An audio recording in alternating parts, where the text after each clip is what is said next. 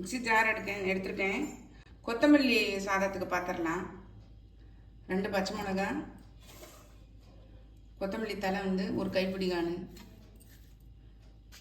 ஜீரகம் ஒரு அரை டீஸ்பூன். நீங்கள் மற்ற நாட்களில் செய்கிறதா இருந்தால் வெள்ளைப்பூடு சேர்த்துக்கலாம். நான் இப்போ அரைச்சிட்டு வந்து காட்டேன். அரைச்சிட்டு வந்துட்டேன் பாருங்கள், இருக்கட்டும். அடுப்பில் கடாய் போட்டு எண்ணெய் விட்டுருக்கேன். கடுகு, உளுந்தம்பருப்பு,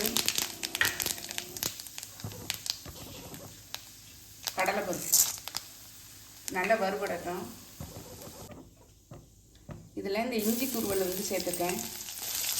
இஞ்சியை போட்டும் அரைச்சிக்கலாம். நம்ம அந்த அரைச்சி வச்சுக்கிற விழுது இருக்குது பார்த்திங்களா, இதை ஒன்றா சேர்த்துக்கிறேன்.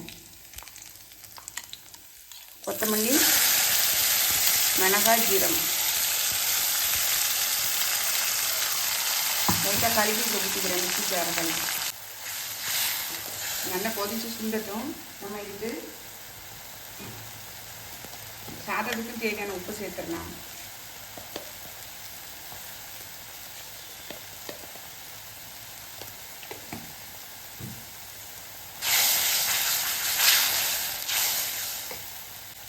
இந்த 1/4 டீஸ்பூன் சுகர் சேர்த்தோம்னா இந்த எரிப்பை எடுத்து கொடுக்கும். கலர் வந்து கொஞ்சம் மாறாமல் இருக்கும்.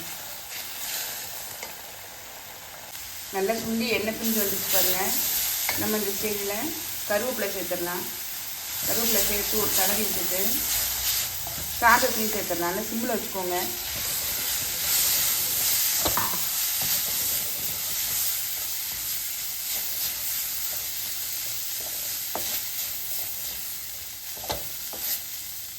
இதில் ஒரு பாதி லெமன் மட்டும் புளிஞ்சு விட்டுக்கலாம். நீங்கள் லெமன் சேர்க்கறதுக்கு விருப்பம் இல்லைன்னா புளி கூட சேர்த்து போட்டு அரைச்சிக்கலாம். அதுவும் நல்லா தான் இருக்கும். நம்ம அடுப்பை ஆஃப் பண்ணிடலாம்.